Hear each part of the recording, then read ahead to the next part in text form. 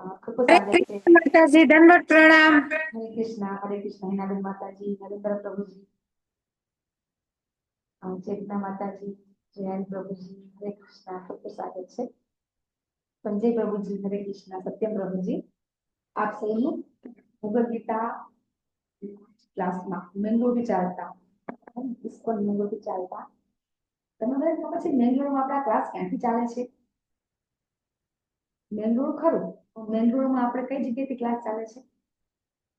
આપણું મંદિર કઈ જગ્યાએ છે? કુલાઈ ગામ છે. કયું ગામ છે? બેંગ્લોર થી कुरलाई गाम माताजी। કુલાઈ ગામ, યસ, કુલાઈ ગામ છે. કુલાઈ ગામ હે ને, ત્યાં આપણું ટેમ્પલ છે ને, ત્યાંથી આ ક્લાસ આપણે ઓનલાઈન ચાલી રહ્યા છે. અને આપણે બધા ખૂબ ખૂબ નસીબદાર છીએ કે આપણને બધાને ઘરે બેઠા આનંદી પ્રભુજીના નામ અને સદા પ્રભુજીના કૃપાના કારણે આપણે બધા આજે બધા મળી રહ્યા છીએ. આપણે બધા જ્ઞાન દઈ રહ્યા છીએ, સત્સંગ કરી રહ્યા છીએ, ફક્ત ને ફક્ત એમની કૃપા છે. કે જ્યારે કોરોના આવ્યો ત્યારે એમને આ ક્લાસ ચાલુ કર્યા હતા. આપણા ગુરુ મહારાજને આદેશથી કે તમે કોરોના છે, લોકો બાજી શકતા નથી, તમે ઓનલાઈન ક્લાસ ચાલુ કરો. બરાબર. અને આપણને બધા જાણે મળે થશે કે 11-12 લાખ કરતા પણ વધારે ભક્તો ઓનલાઈન સેવા જેને કહેવાય કે આ ક્લાસના થકી ગીતાનું જ્ઞાન લઈ ચૂક્યા છે બધા. हरे कृष्ण माताजी, दंडवत प्रणाम। આપણે બધા ખૂબ નસીબદાર છીએ કે આપણે ઘરે બેઠા આપણે કોઈ મંદિર જઈ શકીએ છીએ. અત્યારે તમે રોજ સવાર સાંજ આપણને કોઈ કીધું હોય તો મંદિર જાઓ તો જઈ શકે આપણે. અને અત્યારે આપણે વીકલી સત્સંગ થાય છે આપણા ઈશ્વરમાં, તો પણ આપણે ઘણી વખત મિસ થઈ જતા હોય છે. બરાબર. ક્યાં ગયા હોય, સન્ડે સત્સંગ હોય તો આપણને ઘણા બધા કામ હોય, સન્ડે જવાતું નથી આપણાથી, તો સન્ડે પણ આપણે જવાતું નથી. તો આપણને ભગવાનના દર્શન, ભગવાનના મંગળા આરતી, શૃંગાર આરતી તમે બધા કરો, એટલી મજા. જો તમે મંગળા આરતી ના કરી શકો તો શૃંગાર આરતીમાં આવો, બહુ બહુ બહુ મજા આવશે. શૃંગાર દર્શન કેટલા શ્રેષ્ઠ હોય છે. 7 વાગે તમે આવો, બહુ જ મજા આવશે, બહુ જ મજા આવશે, આનંદ થઈ જશે શૃંગાર દર્શન કરશો તો. આપણે બધા ખૂબ નસીબદાર છીએ કે મોબાઈલ એક બટન ખોલ્યું, બરાબર, લિંક ક્લિક કરી અને ભગવાન હાજર. આવું ક્યાં હોઈ શકે? હા, કઈ જગ્યાએ આવું હોઈ શકે કે ભગવાન આપણે મોબાઈલ ખોલીને ભગવાન હાજર થઈ જાય? તો આપણે બધા ખૂબ નસીબદાર છીએ કે આપણને ઘરે બેઠા ભગવાનના દર્શન થાય છે. અને એની કૃપા છે આપણા નમન સદા પ્રભુજી. તો તમારું ખૂબ સ્વાગત છે. ઇસ્કોન મેંગલોર કુલાઈથી ચાલતા શ્રીમદ ભગવદ ગીતા ક્લાસ સ્વાગત છે. અને મને ખૂબ ખૂબ આનંદ થાય છે કે તમે બધા લેવલ 2 માં બધા કન્ટિન્યુઅસ તમે બધાએ ભાગ લીધો છે અને ખૂબ ભાગ લીધો છે, પણ બધા જેને કહેવાય ને કે એક્ટિવલી બધા છે, તમે પાર્ટિસિપેટ કરી રહ્યા છો, એટલે મને ખૂબ આનંદ થાય. તો પહેલા આપણે હૃદયપૂર્વક ભગવાનને પ્રાર્થના કરીએ કે આજનો અધ્યાય આપણે ગઈકાલે આપણે સમજ્યા, ખૂબ ખૂબ ખૂબ ઇઝી પ્રેક્ટિકલ અધ્યાય અને આપણી આત્મનિરીક્ષણ કરાય એવો અધ્યાય જે આપણે સમજી રહ્યા છીએ, ચર્ચા કરીશું આપણે. તો એના માટે પહેલા આપણે ભગવાન શ્રી રાધા ગોવિંદના ચરણમાં વંદન કરીએ. શ્રી રાધા પાદને નામાચલા પ્રભુજી, યશોદા પ્રભુજી, બધા ચાલીઓના ચરણ કરી અને વૈષ્ણવના આપણે મંગળાચરણ લઈશું. તમે પણ મંગળાચરણ લઈ શકો છો પોતાની જગ્યાએ મ્યુટ કરી. हरे कृष्ण माताजी, दंडवत प्रणाम।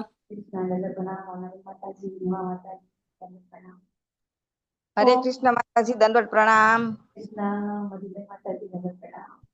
ओम अज्ञानतिमिरान्धस्य ज्ञानाञ्जनशलाकया चक्षुरुन्मिलितं येन तस्मै श्रीगुरुवे नमः। श्रीचैतन्यमनोभीष्टं स्थापितं येन भूतले स्वयं रूपं रामं ददाति स्वपदान्तिकम्। वन्देऽहं श्रीगुरु श्रीयुतपदकमलं श्रीगुरुं वैष्णवांश्च। श्रीरूपं साग्रजातं सहगणरघुनाथान्वितं तं सजीवं साद्वैतं सावधूतं परिजनसहितं श्रीकृष्णचैतन्यदेवं श्रीराधाकृष्णपादां ललिता हे कृष्ण करुणा सिंधु दीनबंधु जगत्पते गोपेश गोपिकांत राधा तप्त कांचन गौरांगी श्री राधे वृंदावनेश्वरी वृषभानुसुते देवी प्रणमामि हरिप्रिये। वाञ्छा कल्पतरुभ्यश्च कृपा सिन्धुभ्य एव च पतितानां पावनेभ्यो वैष्णवेभ्यो नमो नमः।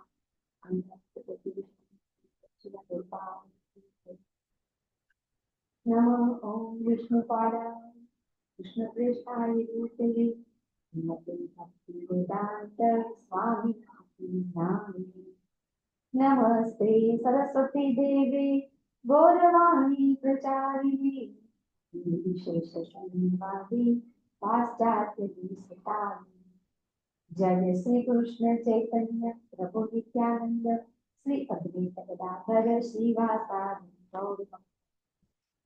हरे कृष्णा कृष्ण कृष्ण कृष्ण हरे हरे हरे हरे राम राम राम हरे हरे हरे हरे कृष्णा कृष्ण कृष्ण माताजी। हरे कृष्ण हरे कृष्ण माताजी दंडवत हरे प्रणाम कृष्ण माताजी दंडवत प्रणाम खूप स्वागत છે આપ સૌનું. તો હરે કૃષ્ણજી. કૃષ્ણ હરે કૃષ્ણ ખૂબ ખૂબ સ્વાગત છે બધાનું. તો આપણે 17 અધ્યાય સુધી આપણે પહોંચી ગયા હતા. હવે આપણે બધાનો સંગાત બે દિવસનો છે. બરાબર? હરે કૃષ્ણ માતાજી. હવે આપણો સાત કેટલા દિવસનો છે? 2 દિવસનો. તો હું ઈચ્છા રાખું કે તમે બધા વિડીયો ઓન રાખો અને તમે કોઈ દિવસ મળો તો મને ખબર પડે આ સીમા માતાજી છે, આ નેહા માતાજી છે, બરાબર છે, આ ચેતના માતાજી છે, તે બધા વિડીયો ઓન કરો. બહુ સરસ. હવે આપણે 2 દિવસ સાથે છીએ, પછી આપણે કોઈક દિવસ મળશું તો ખબર કેમ પડશે કે કયા માતાજી છે. પછી અમારે આ વખતે એવું થયું હતું કે આપણા તમને બધા નામ ખબર હશે, આપણા જે 8 PM ના ક્લાસ લેતા હતા આનંદ સાગર પ્રભુજી, ખબર છે બધાને? 8 PM આપણા આનંદ સાગર પ્રભુજી લેતા હતા. તો અમે બધા આવ્યા હતા, આપણને ખબર નહીં બધા આવ્યા છે. હું તો મારે તો જવાનું હતું, અચાનક થઈ હતી. તો અમે એમને ઓનલાઈન મેં એમને ઘણી વખત જોયા છે, એવું નથી જોયા. પણ પછી શું કે ત્યારે એમને આમ સેવ બે વગર હતું એવું બધું હતું, એટલે આપણે ત્યારે જોતા હતા, ત્યારે ખ્યાલ નતો આવતો. પછી રૂબરૂ મળ્યા ને તો અમે રૂબરૂ મળ્યા, સાથે અમે લોકો કિચન સેવા કરી, સર્વિંગ સેવા કરી, બધું કર્યું. પણ મને ખબર જ નહીં કે આનંદ સાગર પ્રભુજી છે, કારણ કે ફેસ બદલી ગયો એટલે મળ્યા તો ખરા, ફેસ બદલી ગયો. પછી સમજેને કહેવાય ને કે ગયા પછી 1.5 દિવસે ખબર પડી કે આ તો આનંદ સાગર પ્રભુજી છે કે જે આપણે કાયમ મળીએ છીએ. રામામાં તો આપણે કેટલી બધી વખત મળતા હતા. તો આવું થઈ જાય છે, બરાબર? No doubt. એવું પણ એ બી આનંદ છે, એક અલગ છે આનંદ, અને કઈ વાંધો નહીં. પણ ટેમ્પલમાં તો સમજાય કે ચલો આપણે 1-2 દિવસ રહેવાનું હોય તો પછી મળીએ, પણ પછી ક્યાંક બહાર ક્યાંક મળ્યા હોય અને આપણે મળીએ પછી આપણને ખબર જ નહીં કે આપણે મળીને જતા રહ્યા, આપણને પછી દુઃખ થાય આપણને કે આપણે મળી ગયા પણ આપણે વાતચીત ન થઈ. કારણ કે ભક્તોને જે મળવાનો જે આનંદ છે ને એ 10.8 થી 9, 10 ને 11 શ્લોક છે, એમાં કઈ રીતે ભક્તોને આનંદ આવે છે કે કથ્યંતી ચરમ ત્યારે કે જ્યારે ભગવાનના જ્યારે ભક્તો ભેગા થાય ને તો શું કરે? ભગવાનની વાતો કરે. અને એ ભગવાનની વાતો કરે એટલે ભગવાન પણ પસંદ થાય, ભક્તો પણ પસંદ થાય અને આપણી ભક્તિમાં ઉન્નતિ થાય. જ્યારે જ્યારે ભક્તો મળે છે, બરાબર, મને તો બહુ અનુભવ છે કે યાત્રાના કારણે ભક્તિમાં ખૂબ ઉન્નતિ થાય. કારણ કે આપણે બધા કેવું છે, રોજ મળી શકતા નથી, ઓનલાઈન મળીએ, પછી જ્યારે ઓફલાઈન મળીએ ને અને પછી જે આપણા જ્ઞાનનું આદાન પ્રદાન થાય છે, વિચારોનું આપણે થાય છે અને આપણને જે જ્ઞાન મળે છે એ ખૂબ થાય છે અને એટલે આપણને ખૂબ આનંદ થાય છે. તમને બધાને મળીને પણ મને આનંદ થશે. આપણે ગમે ત્યારે મળીશું, બરાબર? રવિના માતાજી આભાર, બરાબર છે. બધાને નવરાત્રીની તમે બધાને જવાનું થતું હશે તો આપણે 9 કેટલા પરાય પૂરો કરી દઈશું આપણે. પણ ગઈકાલે ઘણા બધા ભક્તોને ખબર નહોતી કે ક્લાસ ચાલુ થઈ ગયા છે, તો આપણે થોડું ડિટેલમાં ફરીથી પાછું લઈ લઈશું, બરાબર છે. તો આપણે અધ્યાય છે આજનો 17મો અધ્યાય છે. તો અધ્યાયનું નામ છે શ્રદ્ધાના વિભાગો, શ્રદ્ધાત્રય વિભાગ યોગ, બરાબર? તો આપણે થોડું લઈ લઈએ કે આ અધ્યાય ક્યાંથી ચાલુ થાય છે. તો મેં તમને કીધું હતું કે 17મો અધ્યાય આપણને ત્યારે સમજાશે કે જ્યારે કયો અધ્યાય સમજ્યાશું આપણે આગળ? 14મો. હરી બોલ. તો 14મો અધ્યાય હતો પ્રકૃતિના 3 ગુણો. તો એ 3 ગુણો વિશે આપણે સમજ્યા હશું તો આપણે 17મો અધ્યાય સમજાઈ જશે. અને આપણે બહુ સરસ 14મો અધ્યાય લીધો છે, આપણને બધાને સરસ જ્ઞાન છે કે કેવી રીતે 3 ગુણો થકી આપણે આપણી સ્થિતિ કઈ છે આપણને ખબર પડે છે. અને પછી આપણે કયા કયા ગુણમાં હોય તો આપણી કઈ ગતિ થાય છે એ આપણે 14મા અધ્યાયમાં શીખ્યા છે. 17મા અધ્યાયમાં આપણે 3 ગુણો તો આવે છે પણ પછી એમાં ગતિનું આવતું નથી. અને આપણે એટલા માટે 17મો અધ્યાય સાથે સાથે 14મો અધ્યાય એને પેરેલલ સાથે સાથે આપણે ભણી અને આપણે ચર્ચા કરી જેથી કરીને આપણને જલ્દીથી ખબર પડે. તો 14મો અધ્યાય તો પ્રકૃતિના 3 ગુણો. તો એ અધ્યાય શું કામ આવ્યો હતો? તો કે ભાઈ 13મા અધ્યાયમાં આપણને ખબર પડી હતી બરાબર. ભગવાને આપણને 13મા અધ્યાયમાં શું આપ્યું હતું? એવું છે પ્રકૃતિ ચેતનાની અંદર ભગવાને છેલ્લે કહે છે બરાબર કે કઈ રીતે આપણું છે આપણે ભક્તિ કરી શકીએ છીએ. કે 3 ગુણો જો આપણને ખબર હોય કે આપણે કયા ગુણમાં છીએ તો આપણને ભગવાનની ભક્તિ આપણને કરવામાં આપણના કઈ લાયકાત છે, આપણી પોતાની સ્થિતિ કઈ છે આપણને ખબર પડે બરાબર. તો એની પહેલા 12મા અધ્યાયમાં આપણે સમજ્યા હતા. શું સમજ્યા હતા? કે 13મો અધ્યાય શું તમારો? તો ભગવાને 12મા અધ્યાયમાં શું કીધું હતું? તેસામ સમુદ્રતા મૃત્યુ સંસાર સાગર. ભગવાને કીધું છે કે હું એવી વ્યક્તિ છે જે મારા ભક્ત છે એ જ્યારે મારી ભક્તિ કરે છે કેવી અનન્ય ભક્તિ કરે છે, અવ્યભિચારિણી કરે છે, અવિકલ્પના ભક્તિ કરે છે તો હું એને લેવા હું પોતે ગરુડ ઉપર સવાર થઈને આવું છું. તો ભગવાન આપણને ગરુડ ઉપર સવાર થઈને લેવા માટે ક્યારે આવશે? તો 13મા અધ્યાયમાં આપણે 8 થી 12 શ્લોકમાં આપણે એ ગુણો શીખી ગયા બરાબર. કે આપણામાં કેવા ગુણો હોય તો ભગવાનની આપણે ભક્તિ કરી શકીએ, ભગવાન આપણને લેવા આવશે. અને એ ગુણો વિશે આપણે બહુ ડિટેલમાં સમજ્યા હતા 13મા અધ્યાયમાં બરાબર. અને પછી એ ગુણો આપણે 14મા અધ્યાયમાં આપણે એ શીખ્યા કે હવે આપણે કેવા ગુણમાં છીએ. ભગવાને તો કીધું કે આવા આવા ગુણ હોય તમે મારી પાસે આવી શકો. તો આપણને કેમ ખબર પડે કે આપણે કયા ગુણમાં છીએ? તો એના માટે 14મો અધ્યાય આવ્યો. પછી 15મો અધ્યાય ભગવાન શું કામ આપ્યો? કે ભગવાને પોતાના ધામનું વર્ણન કરે છે. ભગવાન પોતે આપણને સમજાવે છે કે તમે કોણ છો અને તમારે ખરેખર તમે ક્યાં પહોંચી ગયા છો અને તમારે ખરેખર ક્યાં જવાનું છે એ ભગવાન આપણને 15મા અધ્યાયમાં સમજાવે છે. અને કહે છે ભગવાન કે તમે બધા ક્યાં છો? તમે બધા મમ્મી વાંચો જીવ લોકો જીવ સનાતન. તમે બધા મારા સનાતન અંશો છો. પહેલા પણ હતા, પછી પણ રહેશો અને અત્યારે પણ છો. પછી ભગવાન શું કહે છે? તમે બધા મારા ધામમાં આવો. ભગવાન આપણને એમ સમજાવે છે. તો ભગવાનના ધામમાં જવું હોય તો કેવા ગુણો જોઈએ? કે દેવી ગુણ જોઈએ બરાબર. તો પછી દેવી ગુણ કેવા હોય, આસુરી ગુણ કેવા હોય એના માટે આપણે 16મો અધ્યાય શીખ્યા. પછી આજનો અધ્યાય છે 17મો અધ્યાય જે આપણે સાવ થયો હતો અર્જુનના પ્રશ્નથી બરાબર. અર્જુન પ્રશ્ન કરે છે ભગવાનને કે શું કહે છે ભગવાન અર્જુનજી કે જે વ્યક્તિ છે એ શાસ્ત્રોના નિયમોનું પાલન ન કરીને પોતાની કલ્પના પ્રમાણે પૂજા કરે છે તો તેમની સ્થિતિ કઈ છે? એકદમ જેને કહેવાય ને કે આપણને પોતાને પ્રશ્ન થાય એવો પ્રશ્ન કરે છે. તો તમને પણ થતું હશે કે ઘણા લોકો પૂજા પાઠ કરે છે કોઈ નિયમ કરતા પાલન કરતા નથી. તમને પણ ખબર હશે. તો આપણા પણ કયા કયા નિયમ છે? આપણે ભગવાનની ભક્તિ કરવી હોય તો શાસ્ત્રોમાં નિયમ આપેલા છે તો આપણે એ નિયમોનું પાલન કરવું જરૂરી છે. તો એ નિયમ છે આપણા 4 નિયમ આપણે બરાબર. કે માંસાહાર ન કરવું. પછી બોલો ફટાફટ બોલો આપણા 4 નિયમો. જુગાડ ના રમવું, પતિ યા પત્ની એક જ હોવું જોઈએ, પછી નશાવાળા પદાર્થ ના લેવા અને ડુંગળી લસણ ને એ ચા કોફી ચોકલેટ ને ખાવું માટે છે. માંસાહારમાં બધું આવી જાય છે. માંસાહારમાં ડુંગળી લસણ આવી જાય છે. માંસાહારમાં માંસાહાર પણ આવી જાય છે. અને વ્યસનની અંદર ચા કોફી પણ આવી જાય છે. આપણને ખબર છે કે ચા અને કોફી બંનેની અંદર તત્વ છે. સાયન્સમાં ભણેલા હોય ખબર હશે. ચામાં અને કોફીમાં તો કોફી નામ પર ખબર પડી જાય. કોફીમાં શું આવે છે? ચામાં નિકોટીન આવે ને? હા, અને કોફીમાં ઈમાન ખ્યાલ. કેફીન બરાબર છે.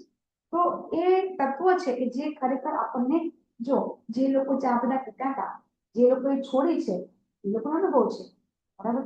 ભાઈ માતાજીને તો મને અનુભવ મારી નજરે સામે હતો બરાબર ને.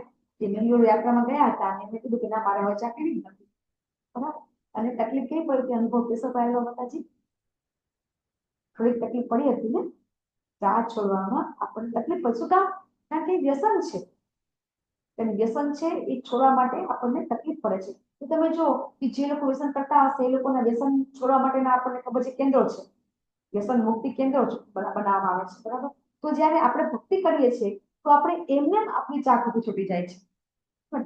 તો એ છે એ ભગવાનના જેને કહેવાય કે આપણું કૃપા થઈ જાય છે. તો અર્જુન જે પોતે કહે છે કે જે શાસ્ત્રના નિયમોનું પાલન નથી કરતા પોતાના મન પ્રમાણે પોતાની કલ્પના એટલે શું? મનમાં આવે એમ. તો આપણે મનમાં આવે એ પૂજા હોય કરતી હતી. કેવી રીતે? 8 વાગે ઉઠીએ તો 8 વાગે પૂજા કરવાની, 9 વાગે ઉઠીએ તો 9 વાગે પૂજા કરવાની. ભગવાને ક્યાંય લખ્યું નથી કે તમે તમારા મન પ્રમાણે ભક્તિ કરો, તમે તમારા મન પ્રમાણે પૂજા પાઠ કરો. બરાબર છે ને?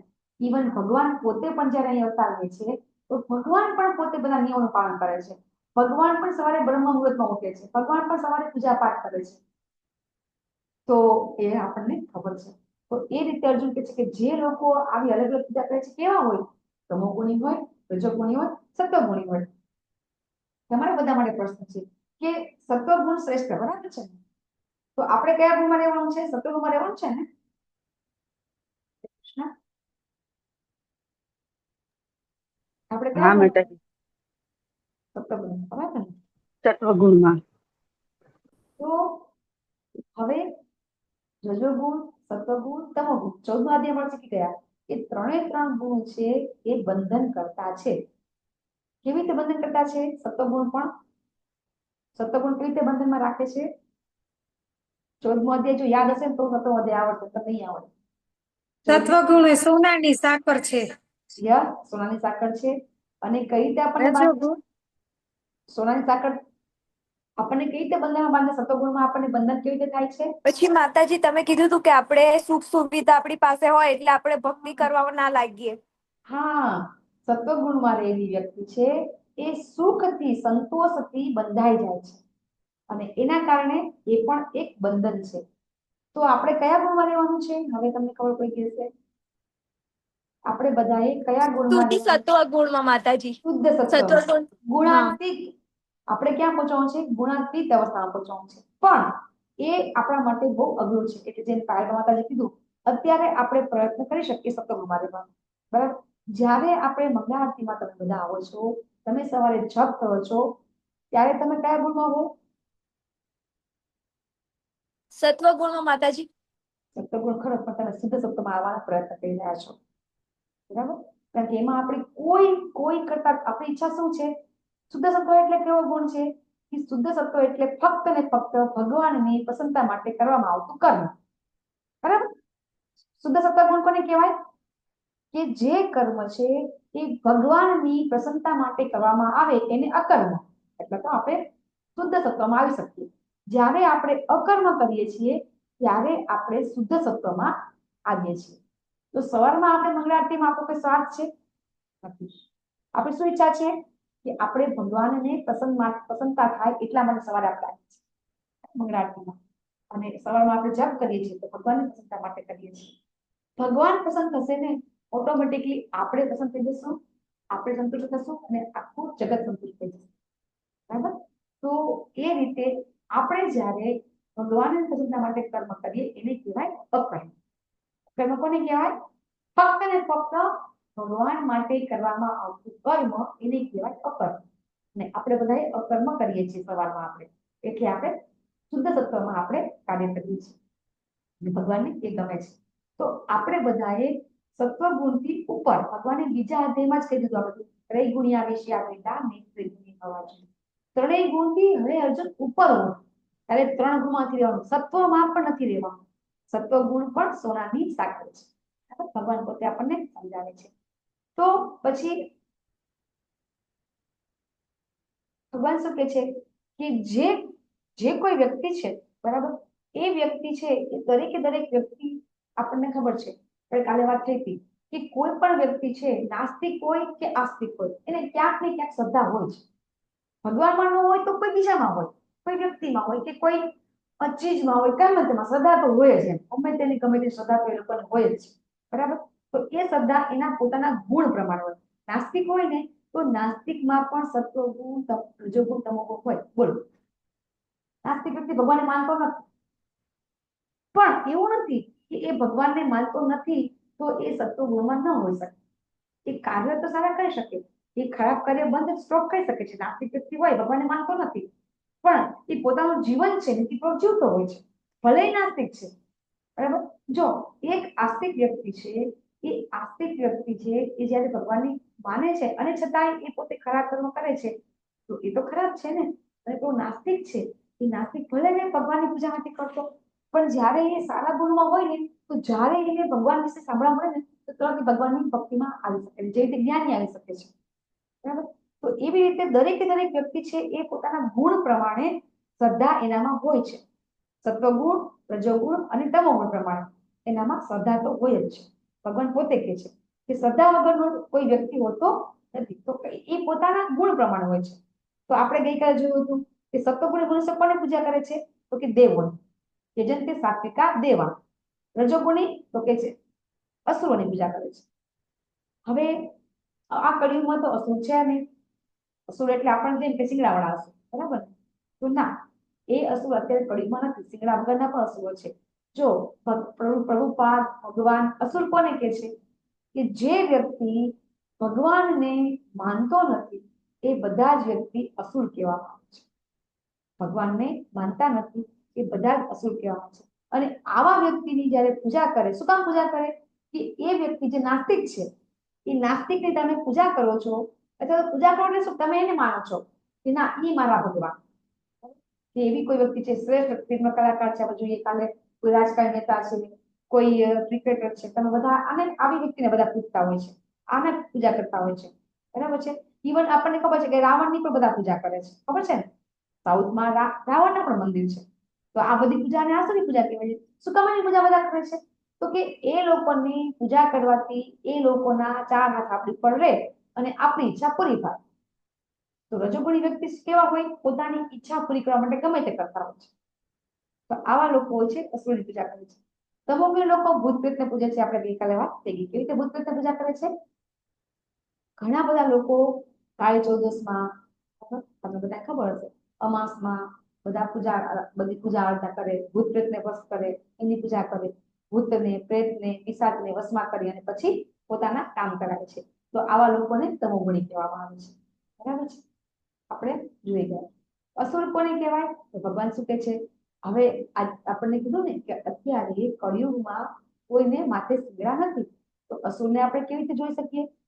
ભગવાન કહે છે અસુર એટલે કેવા હોય? કે દંભ હોય, અહંકારી હોય, બરાબર, શાસ્ત્રનું તપ કરતા હોય, કામ વાસનાને આસક્ત હોય, મૂર્ખ કહેવાય. ભગવાન કહે છે કે આવા મૂર્ખ છે. આપણે જોયું હતું કે કેટલા બધા અહીંયા અમારા સુરેન્દ્રનગરમાં જ એક મુનિ પાસે શેખપર ગામ છે, મેં ગઈકાલે વાત કરી હતી કે ત્યાં એક સાધુ મહારાજ આવ્યા હતા અને ખબર નહીં ક્યાંથી આવ્યા હતા. આવી જમીનમાં ખાડો કર્યો, ખાડો કરીને પોતાનું આખું શરીર જમીનમાં નાખી દીધું અને માથું ખાલી પાક, બરાબર. અને કંઈક ઘણા બધા દિવસ રહ્યા હતા. પછી જયારે એ બહાર આવ્યા પછી આમ આપણે કહેવાય ને ભંડારો કર્યો, લોકોને ગામમાં જમાડ્યા. શું કામ આ બધું કર્યું? શું કામ કર્યું? દેખાડો કર્યો કે હું ભક્ત છું, હું કંઈક કરું છું, અને પોતે પ્રતિષ્ઠા પામવા માટે. તો આવા બધા લોકો છે એ બધા અસુર કહેવાય છે. પ્રતિષ્ઠા માટે નહીં કરવાનું તપ કરે છે. ખરેખર ભગવાને ક્યાંય કીધું નથી, કોઈ શાસ્ત્રમાં આવું લખ્યું નથી. આપણે ગઈકાલે વાત કરી હતી કે કઈ રીતે બધું પોતાના શરીરના અંગો છે એ હોમી અને તપ કરતા હોય છે. આ બધા છે કે આવા લોકો પોતાના આત્માને કષ્ટ આપે છે અને હારોહાર પરમાત્માને પણ કષ્ટ આપે છે. જોયું. પછી 7મા શ્લોકથી ભગવાન આપણે કેવો આહાર લેવો જોઈએ. જો આપણે બધા છે ને જે લોકોએ ગીતા જ્યાં સુધી વાંચી નથી ત્યાં સુધી આપણે બધા આપણું શરીર સારું રહે એના માટે આપણે ખબર છે કે એવા જેને કહેવાય કે ડોક્ટરને કન્સલ્ટ કરતા હોય છે આપણે, પછી એવા યોગા ટીચરને કન્સલ્ટ કરતા હોય છે કે આપણે કેવો ખોરાક લેવો જોઈએ. અત્યારે યોગા ટીચર તો બહુ જ બધા આવી ગયા છે. તમને આખો ડાયટ ચાર્ટ તમે બનાવી. સવારમાં તમારે સવારમાં સૂપ પીવાનું, પછી 9 વાગે તમારે ફૂડ ખાવાનું, પછી આ ખાવાનું, પછી આ ખાવાનું. સમજો ડાયટિશિયન પાસે. ડાયટિશિયન બધા તમને સલાહ આપશે. મફત આપે સલાહ એ લોકો? ડાયટિશિયન સલાહ મફત આપે? પૈસા લે ને. કોઈ બી ડોક્ટર પાસે તમે જાઓ તો કન્સલ્ટિંગ ફી હોય કે ન હોય? તો આપણે બધા આપણા હેલ્થ સારી રાખવા માટે આપણે બધા ડાયટિશિયન પાસે જઈએ છીએ.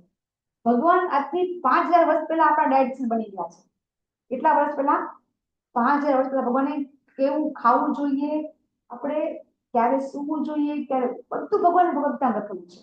બધું ભગવાન આપણને આપેલું છે. પણ આપણે ગીતા વાંચીએ તો આપણને ખબર પડે ને. તો ભગવદ્ ગીતામાં આપણે 5 વસ્તુ સતત માધ્યમ શીખીએ છીએ. કેવી શ્રદ્ધા, પછી આપણે કેવો યજ્ઞ, કેવો તપ, કેવો આહાર, કેવું દાન. 5 પ્રકારના સત્વગુણી, તમોગુણી, રજોગુણી બધા પ્રકાર હોય છે. અને એ 5 પ્રકાર આપણે પાંચે પાંચ પ્રકાર છે આપણે આજે જોઈ રહ્યા છીએ, બરાબર. તો સૌથી પહેલા અહીંયા આજે આપણને સમજાવે છે ભગવાન, બરાબર. તો ભગવાન શું કહે છે કે દરેકે દરેક વસ્તુ છે, આહાર, તપ, યજ્ઞ, દાન, બધે બધું છે એ 3 પ્રકારનું છે. તો હું તને આજે ભગવાન કે સમજાવું છું કે કઈ રીતે ત્રણ પ્રકારનું છે. તો સૌથી પહેલા ભગવાન આજે આપણને આહાર વિશે કહી રહ્યા છે. તો આહારમાં ભગવાન આપણે ગઈકાલે વાત થઈ ગઈ છે, છતાં આજે ભક્તો જે બધા નવા આવી ગયા છે, આજે કોઈને કાંઈ ખબર નથી ક્લાસ છે એટલા માટે લઈ રહ્યા છે. તો એવો આહાર લેવો જોઈએ કે જે સત્વગુણી મનુષ્યને જે પ્રિય હોય ને, એ કેવો આહાર હોય. તો આપણે કીધું હતું કાલે આયુષ્ય વધારનાર, બળ આપનાર, સ્વાસ્થ્ય સુખ આપનાર, તૃપ્તિ આપનાર, આવું અનાજ કેવું હોય, સ્નિગ્ધ, પોષણ કરનારું, હૃદયને ભાવે. હવે આપણે એમ કહીએ કે આપણે જે ખોરાક લઈએ છીએ એ તો આપણે જીભને ભાવે, હૃદયને કેવી રીતે ભાવે? જો આ સમજી જશો તો બધું સમજી જશો તમે. આપણે જે ખોરાક લઈએ છીએ એ આપણે મોઢાને, આપણા જીભને ભાવે એવું આપણે કહીએ છીએ. તો હૃદયને ભાવે એવું ભગવાન કે ખાવું જોઈએ. હૃદા આહાર ભગવાન સ્થિરા હૃદા આહાર ભગવાન એવું કહે છે. રસ્યાહાર સ્નિગ્ધતા ખરું ભગવાન, પણ એની હારવાર એવો આહાર કે જે હૃદયને ભાવે. તો હૃદયને ભાવે એટલે કેવું કહેવાય? કોઈ કહી શકશે? હૃદયને ભાવે એવું એટલે શું? હૃદયને ભાવે અહીંયા તો આપણના માટે છે, આપણને ભાવે એવું. તો આપણા હૃદયને ભાવે એટલે શું? આપણા મનને સંતુષ્ટ કરે, મનને પ્રફુલ્લિત કરે. મન પ્રફુલ્લિત એટલે આપણું હૃદય આનંદિત થઈ જાય છે, બરાબર ને? આપણું મન છે, ભગવાન કે છે ને કે જ્યારે આપણું મન ભગવાન કે છે કે આપણા જે બધી ઇન્દ્રિયો છે એમાં મન છે, ભગવાન કે છે હું છું, બરાબર. તો એ મન સંતુષ્ટ થઈ જાય, એને તૃપ્ત થાય ને, તો આપણું હૃદય છે તૃપ્ત થાય. તો એ ક્યારે તૃપ્ત થશે? મન ક્યારે સંતુષ્ટ થશે? મન ક્યારે ખુશ થશે? કે જ્યારે આપણે આ લઈએ છીએ કે જે આપણા શરીર નુકસાન કરતું નથી, ઓટોમેટિક મન પસંદ થશે. તમે એવું તીખું તમતમતું ખાશો, એટલું ખરાબ ખાશો, બરાબર, એકદમ આમ જેને કહેવાય કે વાસી ખોરાક હોય, બરાબર, એટલું પીઝા હોય, બર્ગર હોય, આ બધું તમે ખાશો, બરાબર, અને પછી તમને બીજા દિવસે તકલીફ પડશે એ તમને જ ખબર પડે, જે લોકોએ અનુભવ કર્યો હશે એમ, બરાબર. અને એના કારણે આપણે જયારે ખૂબ ગરમ લઈએ છીએ, બરાબર, આપણે રજોગુણીમાં આવશે, ભગવાન કહેશે કે રજોગુણી ખોરાક કેવો હોય છે? રજોગુણી ખોરાક હોય છે ગરમ અને તીખો ને એવો હોય છે. તો આવો બધા ખોરાક આપણે ખાઈએ આપણે, બરાબર, તો શું થાય? આપણે તો કે ગરમ ખાઈએ એટલે આપણા અંદરનું ટેમ્પરેચર કેટલું છે ખબર ને? મેક્સિમમ કેટલું છે? 37 ડિગ્રી ટેમ્પરેચર. અને આપણે 42-45 ડિગ્રી ટેમ્પરેચર આપણે ખાઈએ, આપણે એકદમ ગરમ ખાઈએ આપણે, તો એ અંદર આપણે જે માંસપેશી છે એટલી કોમળ છે કે એ બળી જાય છે. પછી પાછી એને ઠંડક મળે એટલે પાછું એ રૂઝ આવી જાય, પાછી બળે, પાછી રૂઝ આવે, પાછી બળે, પાછી રૂઝ આવે. પછી એક કરતા અલ્સર થઈ જાય છે. તમને ખબર હશે એસિડિટી, અલ્સર આ બધું જે આપણે થાય છે એ ધીમે ધીમે થાય છે. તો ભગવાને આપણને ના જ પાડી છે કે આવું ન ખાવું જોઈએ, પણ આપણે એવું માનતા નથી અને એના કારણે આપણને બધા રોગ થતા હોય છે. તો આપણે સમજી લીધું છે કે આવું તમારે ન ખાવું જોઈએ, બરાબર. તો આ જે ખોરાક તમને બતાવ્યો છે આની અંદર, એ સત્વગુણી ખોરાક છે. આજે પહેલામાં બતાવ્યો છે, બરાબર. તો આ સત્વગુણી ખોરાક છે, છતાં પણ આ ખોરાક આપણે લેવાનો નથી. કેમ નથી લેવાનો?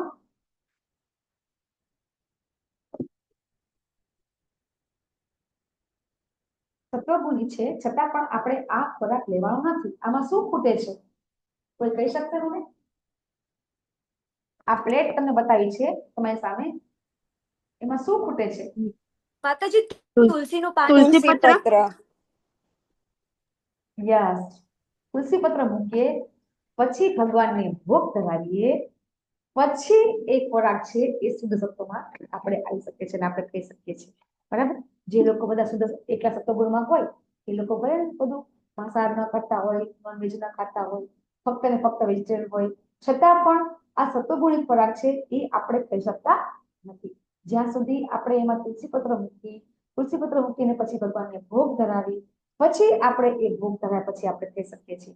તો ઓટોમેટિકલી એ ખોરાક છે તમારે ભગવાનને ધરાયા પછી એટલો શુદ્ધ થઈ જાય છે, બરાબર. સાયન્ટિફિકલી પ્રૂવ પણ થયેલું છે કે જ્યારે આ ભગવાનને ભોગ ધરાવીને આપણે ખાઈએ છીએ, બરાબર, તો આપણામાં અમુક રોગ હોય છે ને એ પણ નાશ પામે છે. કોઈને ખબર છે?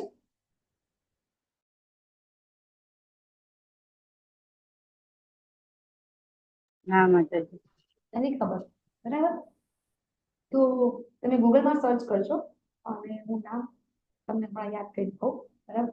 તો એ આખો તમે સર્ચ કરો તમને આવશે કે કઈ રીતે ભગવાનને ભોગ ધર્યા પછી તમે જ્યારે એ અનાજ કે તમે લો છો તો તમારા અમુક રોગ હોય ને એ રોગ પણ દૂર થઈ જાય છે ભગવાનને ધરાવેલું ખાવાથી, બરાબર? એટલો બધો એનો પ્રભાવ છે. તો આ રીતે આપણે કેવું ખાવું જોઈએ એ ભગવાને આપણને સમજાવ્યું. તમોગુણી તો કોઈ દિવસ ન ખવાય, બરાબર? આપણને તમને કોઈ એમ કે ક્યાં ભગવાને ડુંગળી ખાવાની ના પાડી છે, તો અહીંયા ભગવાને આપણને કીધું છે, શું કીધું છે કે જેની અંદર ગંધ, જેને કહેવાય દુર્ગંધ આવતી હોય, બગડી ગયેલું હોય, એ વસ્તુ તમારે ખાવી જોઈએ નહીં. તો દુર્ગંધ આવતી વસ્તુ કેવી કહેવાય? અહીંયા કે છે ભગવાન કે દુર્ગંધ મારતું બગડેલું ના ખાવું જોઈએ. તો ડુંગળી અને લસણમાં દુર્ગંધ આવે કે ન આવે? બરાબર? તો આપણે લેવલ 1 માં આપણે વાત કરતા હોય છે કે કોઈ ધવલ હોય, યુવક યુવતી હોય, એકબીજાને મળવા જાય, બરાબર? તો શું ડુંગળી ખાધી હોય તો પછી એ ડુંગળી ખાધા પછી કાં તો બ્રશ કરશે, કાં તો ચિંગમ ખાશે, પછી મળવા જશે, બરાબર ને? તો આપણા ભગવાન તો અનંત અનંત બ્રહ્માંડના સ્વામી છે અને એની પાસે આપણે જવાનું છે. તો આપણને ખબર છે ભગવાન તો હૃદયમાં જ છે, બરાબર ને? તો આપણે જ્યારે આવું ખાઈએ તો ભગવાનને વાસ ન આવે? જે આપણા હૃદયમાં છે આવે કે ન આવે? બરાબર ને? તો એ રીતે આપણે આ વસ્તુ ખાવી જોઈએ, ભગવાન આપણને સમજાવે છે. અને આવું ખાવાથી શું થાય છે તમને ખબર છે કે આપણી ચેતના છે એ દૂષિત થાય છે અને આપણે જે ગુણ છે એ તમોગુણી ગુણમાં આપણે આવી જઈએ છીએ અને એના કારણે આપણે કોઈ સારા નથી નિર્ણય લઈ શકતા, નથી આપણે કોઈ સારા કામ કરી શકતા, નથી ભગવાન ભક્તિની વાત તો એક કોર ભક્તિની વાત તો એક કોર જ, બરાબર? પણ તમે આ ભૌતિક જગતમાં પણ તમે હોય તો પણ તમે સારા કામ કરી શકતા નથી. તો એ રીતે આવું અમે જે લોકોને આ ભૌતિક જગતમાં પણ સારી રીતે જીવન જીવવું હોય ને અને સારું સારું કર્મ કરવું હોય, પ્રતિષ્ઠા પામવી હોય, બરાબર, ખૂબ સારું જીવન જીવવું હોય તો પણ એ લોકોએ તમોગુણી ખાવું જોઈએ નહીં. ભગવાને આપણને સમજાવ્યું. પછી આપણને હવે ભગવાન યજ્ઞ વિશે સમજાવે છે. તો આપણને 10.25 માં આપણને ખબર છે કે આપણો યજ્ઞ એટલે આપણને ખબર છે કે યજ્ઞના જપ યજ્ઞ છે, બરાબર? આપણે કયો યજ્ઞ કરવાનો છે? જપ યજ્ઞ કરવાનો છે, બરાબર? તો યજ્ઞ એટલે આપણે હવે લેવલ 1 માં છીએ તો તમને બધાને યજ્ઞનો અર્થ ખબર પડી જવો જોઈએ. ત્રીજા અધ્યાયમાં ભગવાન શું કીધું હતું?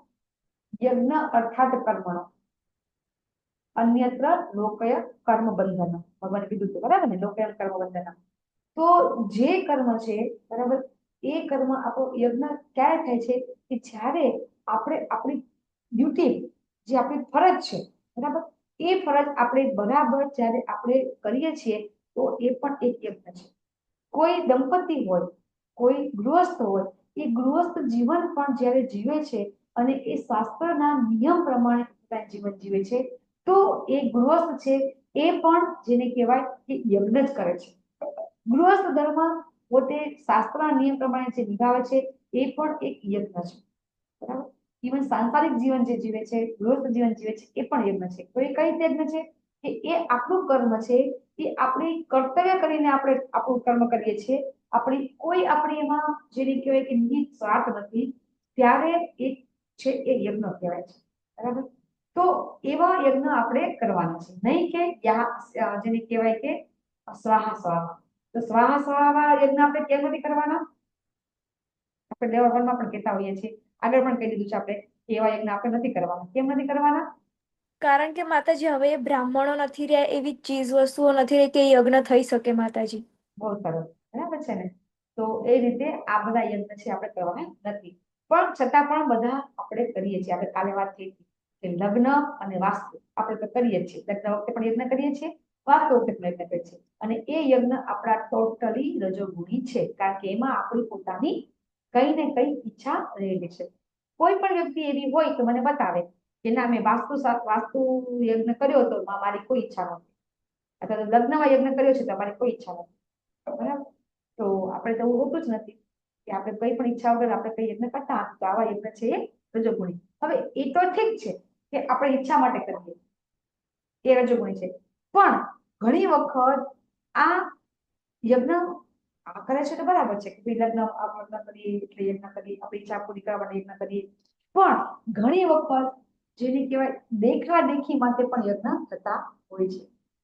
આપણે યજ્ઞ કરીએ તે દાખલા તરીકે મેં યજ્ઞ કર્યો હતો અને એમાં મારે 8 લાખ ખર્ચ થયો હતો અને પછી હું કહું હવે મારે આવતી વખતે મારે 20 લાખ ખર્ચે મારે યજ્ઞ કરવો છે. હું પોતે મારા પોતાનું જેને કહેવાય પ્રતિષ્ઠા વધારવા માટે હું યજ્ઞ કરું છું, દેખાડો કરવા માટે.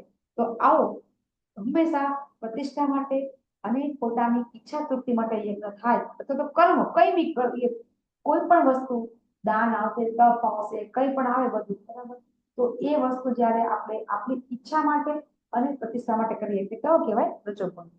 તમને બધાને મોઢે થઈ જવું જોઈએ રજોગુણી કેવું કહેવાય, તમોગુણી કેવું કહેવાય, સત્વગુણી કેવું કહેવાય બરાબર. પછી ભગવાન આપણને શું કહે છે કે જે શાસ્ત્રની બિલકુલ વિરુદ્ધ જે કોઈ યજ્ઞ કરે છે તો એ યજ્ઞ છે તામસી યજ્ઞ છે. અને આવા યજ્ઞમાં નથી મંત્રોચ્ચાર હોતો, નથી કોઈ બ્રાહ્મણ હોતા, નથી કોઈ દક્ષિણા હોતી, નથી કોઈ પ્રસાદ હોતો બરાબર. અને પોતે પોતાની જાતે પોતાની મનની કલ્પના પ્રમાણે યજ્ઞ કરે છે બરાબર. તો આવા યજ્ઞ કહેવાય છે એને કહેવાય તામસી યજ્ઞ. તો આમાં આપણે બધા રાક્ષસો ઘણા બધા હિરણ્યકશિપુ આવે છે, ભસ્માસુર આવે છે, રાવણ આવે છે, આ બધા છે એ બધા જે યજ્ઞ કરે છે બરાબર છે. તો એ યજ્ઞ રાવણ તો યજ્ઞ સાથે કરતા હતા, રાવણ પાસે તો જ્ઞાન હતું બરાબર, છતાં પણ એ તમોગુણી યજ્ઞ હતો કે એની અંદર એ યજ્ઞથી હંમેશા બીજાનો જેને કહેવાય કે બીજાને તકલીફ પડે, બીજાને પ્રોબ્લેમ થાય એવા યજ્ઞ છે એ પણ તામસી યજ્ઞ છે. તો એ બધા અસુરો કરતા હતા, પેલાના જમાનામાં અસુરો બધા આવા યજ્ઞ કરતા હતા, આપણે જોઈ ગયા. અને પછી આવે છે તપ. તપ પણ 3 પ્રકારના છે. આપણે તપ વિશે વાત થઈ કે આપણે એકાદશી કરીએ છીએ પણ તપ છે. તપ 3 પ્રકારના છે, શરીરનું, વાણીનું અને મનનું. તો આપણે એ જોઈશું કે ભગવાન આપણને સમજાવે છે કે જે કોઈ કરે છે, કોની પૂજા કરે છે તો પરમેશ્વર, બ્રાહ્મણ, ગુરુ, માતા પિતા જેવા વડીલોની. તો અહીંયા તમે જોશો કે દેવ દ્વિજ ગુરુ પ્રાજ્ઞ પૂજનમ શૌચમ આર્જવમ બરાબર. તો કે દેવની અહીંયા લખ્યું છે દેવ, પણ અહીંયા પ્રભુપાદ છે એનો ખર્ચ કરે છે પરમેશ્વર કરે છે. તો શા માટે? તો કે અહીંયા પૂજા છે, આરાધના છે, કોની થાય છે? પરમેશ્વરની બરાબર. દ્વિજ એટલે બ્રાહ્મણ.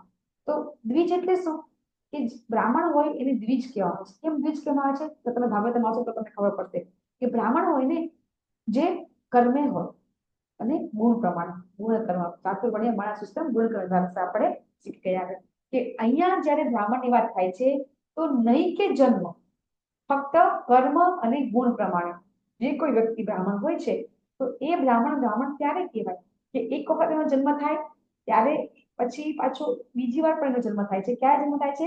જ્યારે જનોઈ ધારણ કરે છે. બ્રાહ્મણ હોય તમને ખબર છે કે જે લોકો બ્રાહ્મણ હોય છે એ લોકોને જનોઈ ધારણ કરવાની હોય છે. તો જ્યારે એ લોકો જનોઈ લે ને તો એને દ્વિજ એટલે કે એને બીજો જન્મ કહેવામાં આવે છે. તો આપણે બધા ઇસ્કોનમાં આપણે બધા પણ બીજી વાર જન્મ લઈએ છીએ. ક્યારે જન્મ લઈએ છીએ? બીજી વાર. મારો બીજી વાર જન્મ થઈ ગયો, એકવાર મારા માતા પિતાએ આપ્યો ને બીજી વાર ક્યારે આપ્યો મને? ગુરુ દીક્ષા લીધી ત્યારે. ગુરુજી દીક્ષામાં માતાજી દીક્ષા લીધી ત્યારે મારો બીજો જન્મ થયો બરાબર. તો એ રીતે હું પણ હવે બ્રાહ્મણ થવાની કોશિશ કરી રહી છું. પ્રભુપાદ આપણને બધાને બ્રાહ્મણ બનાવી રહ્યા છે. શા માટે બ્રાહ્મણ બનાવવાની કોશિશ કરે છે આપણને પ્રભુપાદ અત્યારે બધાને? કે આપણે 18મા અધ્યાયમાં જોઈશું કે બ્રાહ્મણ કોને કહેવાય, બ્રાહ્મણ બનવું એટલે કેવા બ્રાહ્મણ બને બરાબર. તો તમને કદાચ ભક્તિવંત ઠાકોર આપણા જે ગોસાઈ મહારાજ છે એમના વખતે એક ઘટના બની ગઈ હતી કે બ્રાહ્મણ છે શ્રેષ્ઠ કે વૈષ્ણવ શ્રેષ્ઠ છે, તો એની ડિબેટ થવાની હતી. તો એ વખતે શ્રી ભક્તિવંત ઠાકોર તો ઉંમરલાયક થઈ ગયા હતા. તો આપણા ગુરુ મહારાજના પુત્ર કોણ છે? આપણા ગુરુ મહારાજના ગુરુ કોણ છે? ભક્તિવંત ઠાકોરના પુત્ર એ આપણા ગુરુ મહારાજના ગુરુ છે. કોણ છે? એ શ્રી ભક્તિવંત ઠાકોરના પુત્ર આપણા ગુરુ મહારાજના ગુરુ, એમનું નામ શું છે? ભક્તિ સિદ્ધાંત સરસ્વતી ઠાકોર મહારાજ. ભક્તિ સિદ્ધાંત ઠાકોર મહારાજ બરાબર. તો પછી એમને મોકલે ડિબેટ કરવા માટે કે તમે જાઓ અને ડિબેટ કરો. તો એ વખતે હવે આજથી આ 200-300 વર્ષ પહેલાની વાત છે બરાબર. તો એ વખતે બ્રાહ્મણો છે કેવા જેને કહેવાય ને એકદમ આપણે શું કહેવાય શબ્દ આવે છે એકદમ ચુસ્ત, હે ને ચુસ્ત બ્રાહ્મણ બધા કે બધું જે એ લોકો નીતિઓનું પાલન કરતા હોય ચુસ્ત બ્રાહ્મણ બધા. અત્યારે બ્રાહ્મણ છે એવા બ્રાહ્મણ નતા, ત્યારે તો બધા ચુસ્ત બ્રાહ્મણ હતા બધા. તો તો એ લોકો કે બ્રાહ્મણ તો શ્રેષ્ઠ, બ્રાહ્મણ તો બીજું કોઈ નથી. ખરેખર સાચી વાત છે કે બ્રાહ્મણ છે એ આપણા શરીરનું હેડ છે, આપણે માથું.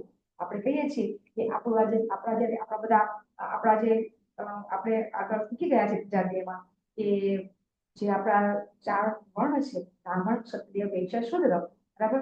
તો 4 વર્ણ પૂરું મહત્વ છે. એવું નથી કે એકેનું મહત્વ નથી, કે બ્રાહ્મણ છે એ હેડ છે, બરાબર છે. ત્યાં ક્ષત્રિય છે એ ભૂજા છે, અને આ જે વૈશ્ય છે ભગવાનનું પેટ નહીં અંગ છે, અને જ્યારે શુદ્ર છે ભગવાનના ચરણ છે. તો આપણે ભગવાનના ચરણ છે, તો ચરણની આપણે સૌથી પૂજા કરતા હોય છે કે નથી કરતા હોતા? શુદ્ર પણ મહત્વના છે, પણ હેડ વગર કોઈ જીવન જીવી શકે નહીં. માથું ન હોય આપણું તો માથા વગર ધોળ કોઈ જીવન જીવી શકે? તો એટલા માટે હેડનું મહત્વ તો છે જ, બરાબર. પણ છતાં પણ આપણે જે વૈષ્ણવ જયારે કોઈ બની જાય છે તો એનું મહત્વ કેટલું છે એ સમજાવવા માટે એ બંને બ્રાહ્મણો અને વૈષ્ણવ વચ્ચે કચાર થઈ ગઈ, અને એની ડિબેટ થવાની હતી. તો ભક્તિસિદ્ધાંત સ્વામી ઠાકોર મહારાજ જાય છે, અને પછી એ પહેલા દિવસે આખો દિવસ ચર્ચા કરે છે. તો એ ચર્ચા દરમિયાન જે ભક્તિસિદ્ધાંત સ્વામી ઠાકોર મહારાજ છે એ બ્રાહ્મણોનું ખૂબ ખૂબ ખૂબ ગુણ કરે છે, ગુણગાન કરે છે, અને એવા એવા ગુણોનું વર્ણન કરે છે કે એનાથી પેલા બ્રાહ્મણ શું થાય છે કે આ જે ગુણ વાત કરે છે એ તો આપણામાં નથી. બરાબર, આવશે બ્રાહ્મણોના ગુણ કેવા હોય, બરાબર, કે એનામાં આત્મસંયમ, એનામાં જેને કહેવાય કે પવિત્રતા, આર્જવમ બધું જ આવશે, કે શાંતિ, ભૂલી ગઈ.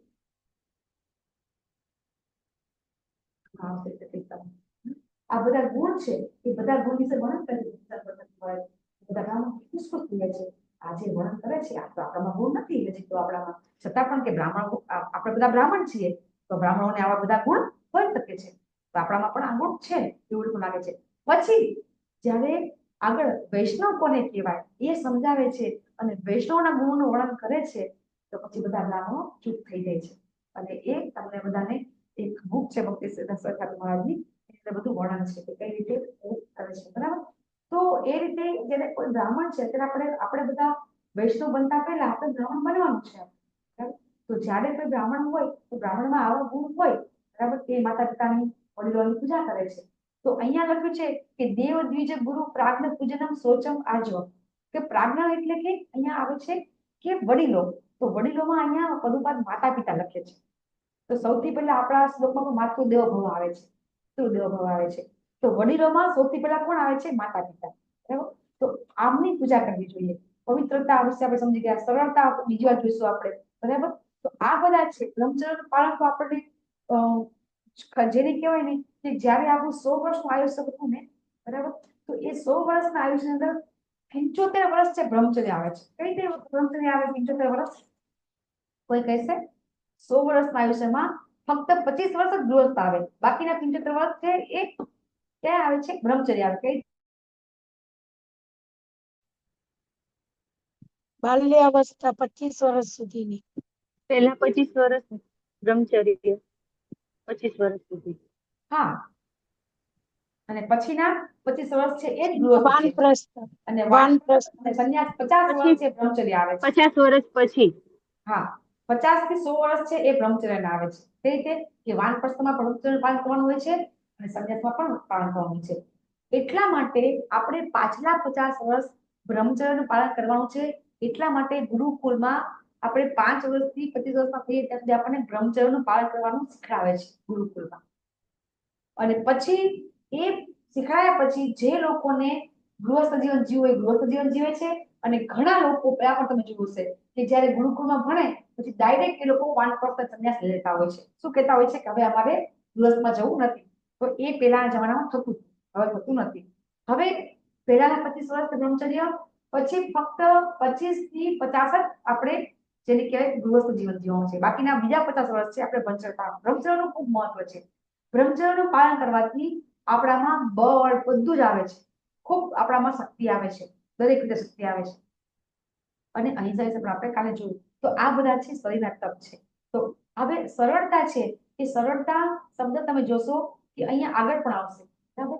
જો તમને કહું અહીંયા પણ જો મનઃ પ્રસાદ સૌમ્યત્વમ મૌનમ આત્મ વિનિગ્રહ, અહીંયા પણ આવ્યું છે કે સંતોષ અને સૌમ્ય સરળતા. તો અહીંયા સરળતા છે એ અહીંયા પણ સરળતા છે, પણ એ મનના તપમાં સરળતા છે. અને પેલામાં સરળતા હતી એ કેવામાં હતી? શરીરના તપમાં. તો શરીરના તપમાં સરળતા અને મનના તપમાં સરળતા, એ બંને વચ્ચે શું ભેદ બને? સરળતા જ છે બંનેમાં. બંનેમાં આપણે સરળ જીવન જીવવાનું છે એવું આપણને કહે છે. તો આ સરળતામાં શું ડિફરન્સ છે તમે મને કહો, એ પહેલા આપણે આગળ શ્લોક લઈએ. ભગવાન કહે છે કે વાણીનું તપ કોને કહેવાય? આપણે બહુ સરસ વાત કરી કે કઈ રીતે આપણે એવું બોલવું જોઈએ કે સત્ય તો બોલવાનું, પણ પ્રિય લાગે તેવું, બીજાને હિત હોય તેવું, અને એને શરીર દિલને ઠેસ ન લાગે તેવું બોલવું જોઈએ. એને કહેવાય છે વાણીનું તપ. બરાબર? અને હંમેશા આપણે નિત્ય વૈદિક ગ્રંથમાં, તો આપણે વૈદિક ગ્રંથ ન કહીએ તો કઈ વાંધો નહીં, ભગવદ્ ગીતા બધા વેદનો સાર છે. તમે રોજ ગીતા વાંચો ને તો પણ આપણું વાણીનું તપ આવી જાય છે. બરાબર છે?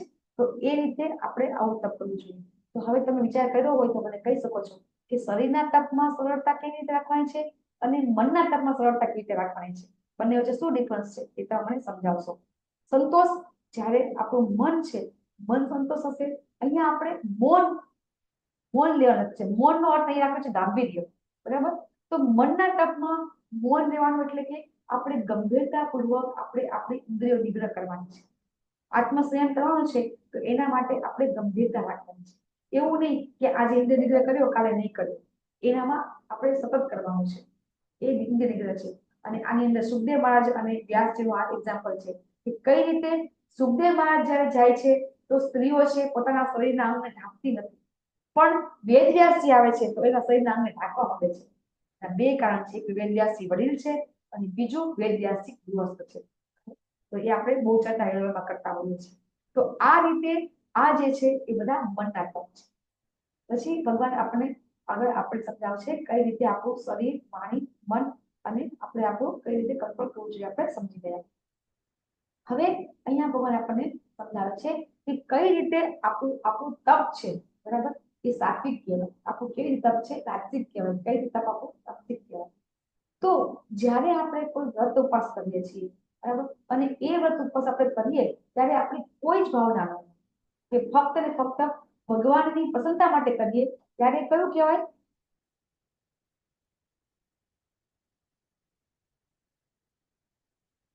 ભગવાનની પ્રસન્નતા માટે કર્મ અકર્મ કહેવાય.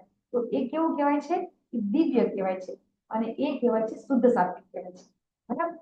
પણ ફક્ત ને ફક્ત કાંઈ પણ ઈચ્છા ન હોય, બરાબર, અને વચ્ચે ભગવાન ન હોય અને ફક્ત પોતાની જેને કહેવાય ઘણા લોકો એક્સરસાઇઝ કરતા હોય છે, પછી આપણે જોઈએ મેરેથોન દોડ કરતા હોય છે, બરાબર છે, એમાં શું હોય છે કે હા આપણું શરીર સાવડે એટલા માટે આપણે ભૂખ્યા રહીએ, બરાબર, ઘણા લોકો એમને મફત કરતા હોય છે. તો આ સાત્વિક કહેવાય. પણ એમાં જ્યારે ભગવાન વચ્ચે આવી જાય ત્યારે શુદ્ધ સત્વમ આવી જાય છે.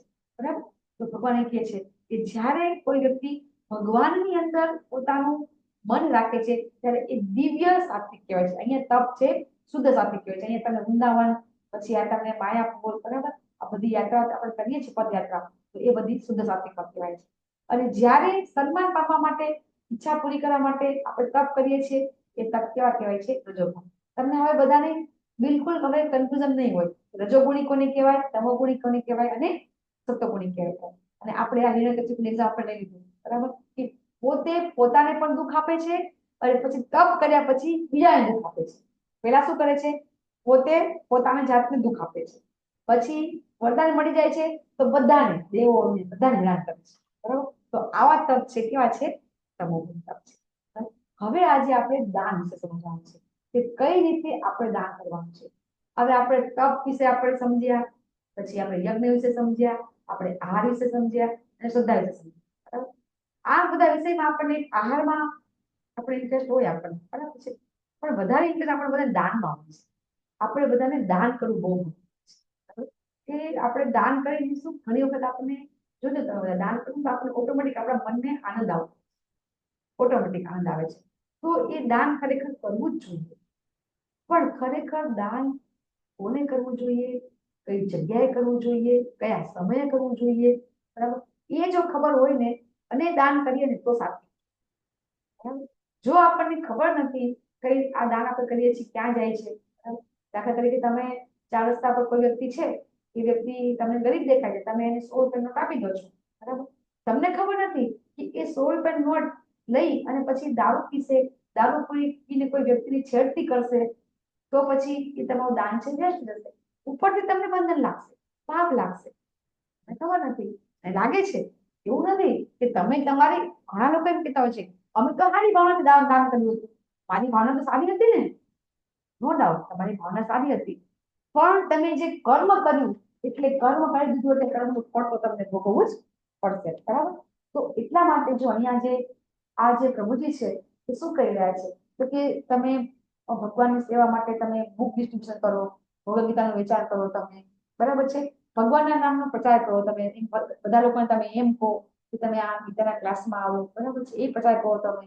પછી તમે એના માટે તમે એને જ્યારે તમે એની પાસે જાઓ તમે એક બુક લઈને જાઓ, એને તમે બુક આપો.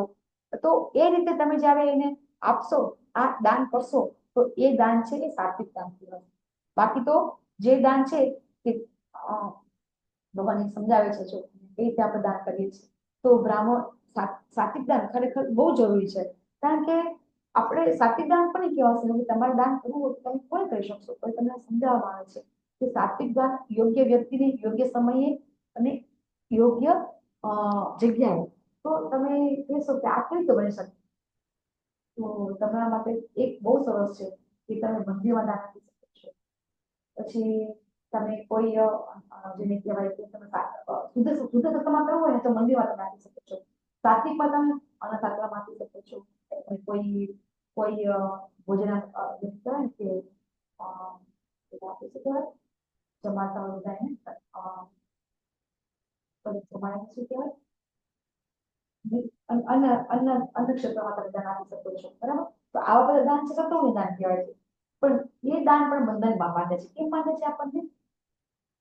તમે ના નથી પાડતા તમારા નાટકમાં નહીં આપવાનું અથવા તો તમારે અનુષ્ઠામાં નહીં આપવાનું, આપો, બરાબર, પણ કેમ નહીં આપવાનું, કેવી રીતે આપવાનું, તો આજે આપણને ભગવાન સમજાવશે કે એ દાન આપણે પોતાની ઈચ્છા સંતોષ માટે નહીં, એમાં આપણી કોઈ ભાવના હોવી જોઈએ નહીં કે હા હું આજે દાન કરું છું તો આ દાનથી મને કાંઈક પુણ્ય પ્રાપ્ત થાય છે. જો આપણે વીરપુરમાં જલારામનું મંદિર છે, બરાબર, તમે શુદ્ધ સત્વ અને સત્વમાં તમે સમજાવો. દાખલા તરીકે જલારામ મંદિરમાં છે ત્યાં કોઈ વ્યક્તિ દાન આપે છે તો એ રામ ભરોસે આપે છે. તો એ દાન શુદ્ધ સત્વ થયું કે સત્વ થયું, મને કોઈ કહેશે? જે કોઈ વ્યક્તિ શુદ્ધ સત્વ માતાજી. ના ના થાય. જ્યારે કોઈ વ્યક્તિ આવું દાન આપે છે તો સાત્વિક દાન કહેવાય. કારણ કે એ ભગવાનને દાન તો આપે છે, બરાબર, પણ જો એની ભાવના એવી છે, એવી ભાવના છે કે આ હું દાન કરું છું તો એના થકી મારું કુટુંબ સારી રીતે જીવન જીવી શકે, હું સારી જીવન જીવી શકું, નિરોગી રહું, મને પ્રતિષ્ઠા મળે, બરાબર. ના પ્રતિષ્ઠા ન મળે કારણ કે એને તો જેને કહેવાય કે છુપા જતો હોય. પણ જ્યારે પોતાની થોડી ઈચ્છા પૂર્ણ કરવા પ્રાપ્ત કરવાની હોય ને ત્યારે આને સાત્વિક કહેવાય છે. ખબર નથી કોઈને, પણ છતાં ઊંડે ઊંડે એવી ભાવના હોય, નો ડાઉટ કે એને એનું નામ નથી આપ્યું, કઈ નથી આપ્યું, પણ સેજ આપણે મનુષ્ય છીએ ને, એને આપણે દાન કરીએ છીએ, આપણે કહીએ છીએ કે હું તો એવું દાન કરું છું કે જમણા હાથે કરું તો ડાબા હાથે ન ખબર પડે, હું તો એવું દાન કરું છું. પણ હું એવું દાન કરું છું એવી તો ભાવના છે ને, હા હું કરું છું, સમજ થોડું અઘરું છે.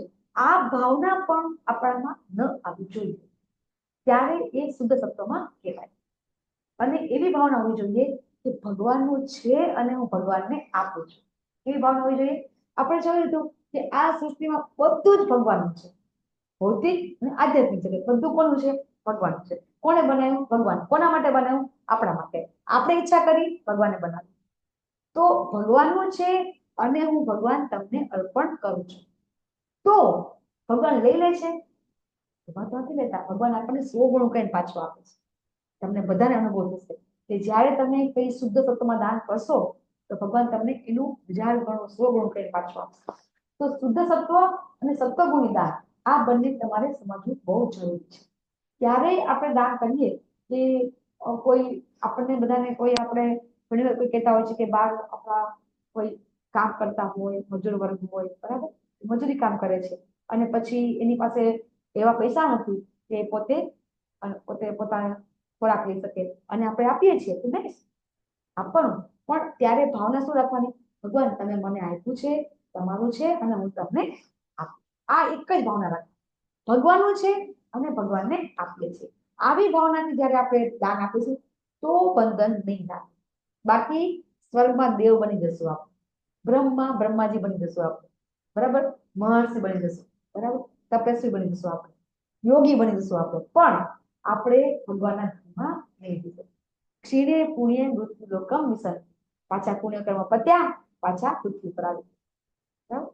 એટલા માટે કોઈ પણ દાન કરતા પહેલા પણ આપણી જે ચેતના છે એમાં પરિવર્તન લાવવું છે. એટલા માટે ઇસ્કોનનો એક જ ગોલ છે. ઇસ્કોન એટલે international society for Krishna consciousness. બરાબર, આપણી ચેતનામાં પરિવર્તન લાવવાનું છે. કૃષ્ણ ભાવનામૃત, આપણામાં કૃષ્ણની ભાવના જગાડવાની છે કે આ શરીર ભગવાનનું છે, આ દુનિયા ભગવાનની છે, મારી પાસે જે કંઈ છે ભગવાનનું છે, ભગવાનનું છે અને ભગવાનને આપવું છે. આવી ભાવના ડેવલપ કરવાની છે અને આપણે ભગવાનની સેવા કરવાની છે. અને તમારું જે દાન છે સત્વગુણ થશે. બાકી તો રજોગુણી તો તમને ખબર જ છે, બરાબર. કોઈ પણ વ્યક્તિ દાન કરે તો અમે જ્યારે 11 ફોરમાં હતા ને, જનતા માતાજી છે કે પીપીટી બનાવી હતી, બરાબર, તો જનતા માતાજી બોલતા એમને કે જ્યારે કોઈ રજોગુણી વ્યક્તિ દાન આપે છે, બરાબર, તો એ દાનમાં નામની ભાવના રાખે છે, નામની કામના હોય છે. હજી મને જનતા માતાજીનું આ વાક્ય મને યાદ છે. જનતા માતાજી બોલ્યા હતા કે રજોગુણી દાન એને કહેવાય છે કે જે દાન છે એ દાનમાં નામની કામના રહેલી હોય છે. તો આ ભાવના છે એ રજોગુણી કહેવાય છે. કે તમે મંદિરમાં દાન આપો, 25,000 50,000 આપ્યા, પછી કે હા મારા નામની તકતી લાગવી જોઈએ, અહીંયા મારું નામ અહીં આવવું જોઈએ. અને આવું દાન બહુ થાય છે, બધે આ જ દાન થાય છે, રજોગુણી દાન થાય છે બધી જગ્યાએ, બધી જગ્યાએ. મોટા મોટા તમે જોજો, એક આપણા તો નામ જ દેતા, બરાબર. એક આપણા સંપ્રદાય એવો છે કે એની અંદર પોતાની બધી સંપત્તિ આપી દે છે, પણ નામ લખી દે છે. બધી સંપત્તિ આપી દે છે, સંપૂર્ણ સંપત્તિ આપી દે, પણ શું લખે? નામ લખે. ફોકટ છે. તમે સંન્યાસ લઈ લીધો, તમે બધી સંપત્તિ આપી દીધી, પણ જેવું નામ લખ્યું શું થયું? પૂરું થયું. તમારું ફળ 0 થયું, સુકૃતિ 0 થઈ તમારે, બરાબર. તમારે બંધનમાં તમે આવી ગયો. ભલે તમે સંન્યાસ લઈ લીધો, ભલે તમે કશું જ જેને કહેવાય સફેદ કપડા પહેરી લીધા છે, તમે ચપ્પલ નથી પહેરતા, બધું બરાબર છે, પણ જેવું નામ લાગી ગયું, તમે સંપત્તિ તમે ત્યાગ કરી દીધી અને તમે નામ લાગી પતિ, બરાબર છે. આવું દાન છે રજોગુણી કહેવાય છે. આપણે કોરોનામાં ખબર છે, એક માસ્ક આપે અને ફોટો પાડી પછી પેપરમાં આપે મેં દાન કર્યું. 5 રૂપિયાનું માસ્ક હોય, 2 રૂપિયાનું કેળું હોય, બરાબર, ફોટો પાડીને હું આપું છું. આવા દાન છે બધા રજોગુણી કહેવાય છે. પછી આવે છે તમોગુણી. તમોગુણીમાં તો આપણને ખબર છે કે તમોગુણી દાન છે એ કેવા હોય છે કે ઘણા લોકો હોય છે તમોગુણી દાન આપતા હોય છે કે દારૂ પીવા માટે આપી દેતા હોય છે. આવું પણ અહીંયા આપણે નથી થતું, ફળમાં થતું હોય છે કે આવી રીતે કોઈ વ્યક્તિ છે ને આવી રીતે દારૂ જે કે દારૂ વેચાતો હોય ને, શું કહેવાય, બારની બાર છે ને એ પોતે બેસી જાય અને પછી કે મારે દારૂ પીવા માટે પૈસા જોઈએ છે. લોકો આપે, હું પીવું છું તુંય પી, બરાબર છે, હું પીવું છું તુંય પી. તો આને કહેવાય છે. પછી અપવિત્ર જગ્યા આપીએ તો આપણે અપવિત્ર જગ્યાએ અનુસરી જમાઈએ તો તમે જોશો કે આપણે બધી પોતી થાય છે, બરાબર. તો એની અંદર જે પૈસા આવે છે તો એ લોકો પાસે ક્યાંથી પૈસા આવે છે? કોકને કોક દાન આપે છે ને. લોકો તો એવું માને છે કે અમે સારું કામ કરીએ છીએ, ખરેખર આ કામ તો ખોટું થઈ રહ્યું છે. એ લોકોનું એવું છે કે આમાં તો શું કે શબ્દ આવે છે, એને ખુશ કરવા માટે અમે કરીએ છીએ, બરાબર. તો આ બધું તો ખરેખર ખોટું છે. બધાને ખબર છે, આખી દુનિયાને ખબર છે કે આતંકવાદી પ્રવૃત્તિ એ સરાસર ખોટી પ્રવૃત્તિ છે. છતાં પણ એનું ડોનેશન આવી રહ્યું છે. એમનું વાત એ પ્રવૃત્તિ થતી નથી ને, એના માટે કરોડો રૂપિયા જોઈએ છે, તો ક્યાંથી આવે છે? તામસી દાન કહેવાય આને. તો આ બધું દાન છે, તામસી કહેવાય છે. હવે નિષ્કર્ષ શું? હવે અહીંયા ભગવદ ગીતા પૂરી થાય છે, 18મો અધ્યાય બાકી છે, છતાં પણ ગીતા નિષ્કર્ષ ક્યારે આવે? ફક્ત ત્યારે, બરાબર છે. તો અહીંયા ભગવદ ગીતા પૂરી થાય છે. તો 18મો અધ્યાય છે આખી ગીતાનો સાર છે, એટલે બહુ જ મોટો અધ્યાય છે, બરાબર. પણ અહીંયા અધ્યાય પૂરો કેવી રીતે થાય છે એ આપણે જોઈએ કે ઓમ તત્સત એમ કહેવામાં આવ્યું છે. તો ભગવાન એમ કહે છે કે સર્જનની શરૂઆતથી આ શબ્દ નિર્દેશ થયો છે. કેવી રીતે થયો તો કોઈને યાદ છે? મેં સમજાવ્યું છે, કોઈને યાદ છે? સર્જનની શરૂઆતથી જ ઓમ તત્સત શબ્દનો નિર્દેશ સત્યનો પરમ સત્ય નિર્દેશ કરવા માટે થયો છે. તો મેં તમને સમજાવ્યું છે ઓમ વિશે સમજાવ્યું છે, સૃષ્ટિ સર્જન વખતે સમજાવ્યું છે, કઈ યાદ છે? માતાજી ઓમ એટલે જ શ્રી કૃષ્ણ એવું તમે કહ્યું હતું. યસ. અને જ્યારે બ્રહ્માજીને કાંઈ ખબર નહોતી પડતી ત્યારે બ્રહ્માજીએ જ્યારે તપ કર્યું, ત અને પ શબ્દ સંભળાવ્યો ત્યારે એમણે ઓમ તત્સત કરીને એમણે આ તપનો જેની કે શરૂઆત અને એન્ડ કરેલો છે બ્રહ્માજી. તો ઓમ એટલે શું? તમારી પાસે કોઈની પાસે ભગવદ ગીતા હોય તો 23 શ્લોક કાઢો તમે બધા, ખબર? ભગવદ ગીતામાં શ્લોક કાઢો, પ્રભુપાદ બહુ સરસ સમજાવે છે. ઓમ એટલે સર્વવ્યાપક. તો સર્વવ્યાપક કોણ છે? બધી જગ્યાએ કોણ રહેલું છે? ભગવાન માતાજી. ભગવાન. હરે કૃષ્ણ માતાજી બોલ્યું થાય છે. હા માતાજી.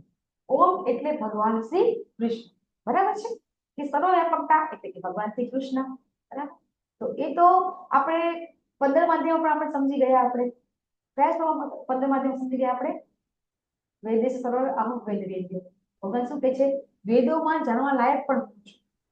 પછી 10મા અધ્યાયમાં ભગવાને આપણને કીધું, 7મા અધ્યાયમાં ભગવાને કીધું, 9મા અધ્યાયમાં કીધું આપણને કે ઓમ એટલે કે હું છું. યજુર્વેદમાં પણ લખ્યું છે કે ઓમકાર ભગવાન શ્રી કૃષ્ણને નિર્દેશ કરે છે. તો ઓમ એટલે ભગવાન, તત્ એટલે કે તત્વમસી. તમારી પાસે ભગવદ ગીતા હોય તો તમે કાઢી શકો છો. છાંદોગ્ય ઉપનિષદમાં એ પણ પદ આપે છે કે તત્ એટલે કે તત્વમસી, બરાબર? તત્વમસી એટલે કે તેમના માટે એટલે કોના? ભગવાનના માટે, બરાબર? સત એટલે કે સનાતન, શાશ્વત, બરાબર? સત એટલે શાશ્વત. તો બધું જ જે સનાતન છે, જે શાશ્વત છે, એમને સર્વવ્યાપક વિષ્ણુ બધું અર્પણ એટલે કે ઓમ. જ્યારે આપણે કંઈ દાન કરીએ ને ત્યારે આપણે આ શબ્દ બોલવાના છે, ઓમ તત્સત. અને પછી આપણે દાન કરવાનું છે. આમ કરવાથી આપણને ક્યારે બંધન લાગશે નહીં, બરાબર છે? તો આ વસ્તુ આપણે અહીંયા સમજાવવાની છે. હવે ઓમ વિશે પણ મતલબ ઓમનો 3 શબ્દ છે. ઓમમાં કયા કયા 3 શબ્દ છે? અ, ઉ અને મ. સમજાવ્યું તમે તમને બધાને? હા માતાજી. અ, ઉ અને મ. અ એટલે અકાર. તો આપણને ખબર છે કે અ વગર કોઈ શબ્દ બનતો નથી. અને ભગવાને શું કીધું હતું કે શબ્દમાં હું, અક્ષરમાં હું અકાર છું, અ છું. મેં કીધું હતું ને કે શબ્દમાં હું શું છું? અ અક્ષર છું. તો કોઈ પણ શબ્દ છે એ અ વગર બનતો નથી, બરાબર છે ને? તો એ રીતે અ એટલે ભગવાન પોતે. ઉ એટલે ઉર્જા. ઉર્જા એટલે ભગવાનની ઉર્જા, અથવા બધી ઉર્જા કોના કારણે છે? ભગવાનની શક્તિ છે, રાધારાણી ઉર્જા. અને મ એટલે મહત્તત્વ. આપણે આગળ સમજ્યા હતા. મહત્તત્વમાં જીવ પણ છે. તો એ બધા જીવાત્માની અંદર છે. એટલે ઓમ નો અર્થ છે અ ઉ મ એટલે કે ભગવાન પોતે, રાધારાણી અને આપણે બધા જીવો. આ બધું થઈને ઓમ બન્યું છે. અને આ ઓમની ઉપાસના કોણ કરે છે? બધા બ્રહ્મની પ્રાપ્તિ કરવા માટે. તમને બધાને ખબર હશે કે જે લોકો હિમાલયમાં તપ કરે તો કોનું ઉચ્ચારણ કરે છે? લોકો ઓમ બોલે છે. ખબર છે તમને બધાને કે જ્યારે કોઈ યોગ્ય તપ કરતા હોય છે તો એ તપ કરતી વખતે કયા શબ્દનું ઉચ્ચારણ કરે છે? ઓમ. તો ઓમમાં ભગવાન આવી જાય છે, આપણને ખબર છે. અને એના થકી એ બ્રહ્મની ઉપાસના કરે છે, નિરાકાર બ્રહ્મની. એટલા માટે એ લોકો બ્રહ્મમાં લીન થાય છે. પણ જે લોકો ઓમ ઉચ્ચારણ કરી અને પછી એમ જાય છે, કોણે પછી તપ બીજું કર્યું હતું? ઓમ નમો ભગવતે વાસુદેવાય. કોણે કર્યું હતું? પ્રહલાદ મહારાજ ધ્રુવ માતાજી. મહારાજ. પ્રહલાદ મહારાજ. મહારાજ પછી ધ્રુવ મહારાજ. ધ્રુવ મહારાજે. હા ધ્રુવ માતાજી. મહારાજે અષ્ટાંગ યોગ કર્યો. આપણે તમને સમજાવ્યું હતું કે એ 6 જ મહિનામાં ભગવાનને પસંદ કર્યા હતા. એને જો એક છે હિરણ્યકશિપુ કે 36,000 વર્ષ તપ કર્યું. અને એક છે પ્રહલાદ મહારાજ 6 મહિના તપ કર્યું. ઓલાને તો ભગવાન પસંદ થયા. એને કોને? બ્રહ્માજી પસંદ કર્યા હતા. ને ધ્રુવ મહારાજને ભગવાન પસંદ થઈ ગયા હતા અષ્ટાંગ યોગની સાધના, બરાબર છે? તો એ રીતે જ્યારે આ આપણે વાત કરીએ છીએ કે ઓમકારની, તો એ ઓમ શબ્દમાં જ્યારે આપણે ભગવાનની જ્યારે આરાધના કરીએ છીએ એમાં આપણે ભગવાનને પોતાના વિગ્રહ સ્વરૂપે, આપણે સાકાર સ્વરૂપે આપણે પૂજા કરીને ભક્તિ કરીએ છીએ તો ભગવાનને આપણે પ્રાપ્ત કરી શકાય છે, બરાબર? જો મેં તપ કરે તો છાંદોગ્ય તમને અહીંયા પેલા કહી દીધું કે કઈ રીતે તપ એટલે મુક્તિ ખાતર. તો આપણે તમે જો પળપટ વાંચો તો મુક્તિ ખાતર જે કર્મ કરે ને, બરાબર? તો મુક્તિ કેટલા પ્રકારની છે? આપણે આગળ વાત થઈ ગઈ છે. મુક્તિ કેટલા પ્રકારની છે? 5 પ્રકારની. તમે લખ્યું હોય તો વાંચો પાછા, બરાબર છે? સૌથી પહેલી મુક્તિ છે, બરાબર? એ સાયુજ્ય કે જે ભક્તો માંગતા નથી. સાયુજ્ય મુક્તિ એટલે કે ભગવાનમાં વિલીન થઈ જવું. સાયુજ્ય મુક્તિ એટલે ભગવાનમાં વિલીન થઈ જવું. ભક્તો કેદિયાર આવી મુક્તિ માંગતા નથી. પછી સાલોક્ય, ભગવાનના લોકમાં, સારૂપ્ય, ભગવાનના સામીપ્ય રૂપ, માતાજી. સામીપ્ય, યસ, બરાબર છે. ભગવાન જેવું રૂપ પ્રાપ્ત કરવું. 5 પ્રકારની મુક્તિનું વર્ણન આપણા બધા ગ્રંથની અંદર કીધું છે. તો જ્યારે આપણે કઈ પણ ભાવના હોય આપણી, બરાબર, તો પણ એ છે એ ભગવાન કહે છે કે આપણામાં હોવી જોઈએ નહીં, બરાબર. તો પ્રવૃત્તિ શાશ્વત ક્યારે બને? કે જ્યારે આપણે ઓમ તત્સત, તો શાશ્વત ક્યારે થશે? કે જ્યારે આપણે એ પ્રવૃત્તિ છે એ પ્રવૃત્તિ ફક્ત ને ફક્ત ભગવાનની સેવા માટે કરીશું. તો જ્યારે આપણે દાન કરીએ છીએ, દાન કરતી વખતે આપણે જ્યારે ઓમ તત્સત કરી અને ભગવાન શ્રી કૃષ્ણને અર્પણ કરીએ છીએ, ઓમ તત્સત એટલે શું થયું? ભગવાનને અર્પણ કર્યું.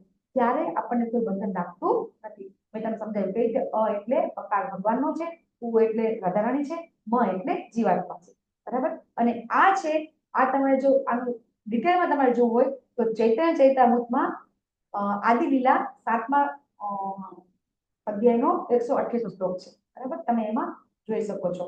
પછી ભગવાન કહે છે કે જે લોકો અસત છે, કોને અસત કહેવાય છે? કે જે બી કામ કરે છે એમાં નથી શ્રદ્ધા, કઈ જ પ્રકારની યજ્ઞ નથી, કઈ પણ કામ કરે છે, યજ્ઞ કરે, દાન કરે, તપ કરે, પણ ભગવાનમાં શ્રદ્ધા નથી જ્યારે, ત્યારે એ અસત કહેવાય છે. અને એનું એ જો આપણે જેટલી મળે આપણને એક ક્ષણ માટે મળે છે, બરાબર. અને એ આ જન્મમાં અને આવતા જન્મમાં પણ એને વર્ત છે. કેમ વ્યર્થ છે? કારણ કે આપણને એનું પરિણામ છે, એ પરિણામ આપણે પ્રાપ્ત થતું જ નથી. આપણને જ્યારે ભગવાન શ્રદ્ધા હોતી નથી તો એનું પરિણામ શૂન્ય હોય છે. તો આ શ્લોકમાં ભગવાન આપણને બહુ સરસ સમજાવ્યું કઈ રીતે આપણે દાન કરવું જોઈએ અને કઈ રીતે દાન ન કરવું જોઈએ. તો અશ્રદ્ધા ક્યારે રાખવાની નથી. આપ સૌને ખૂબ આભાર.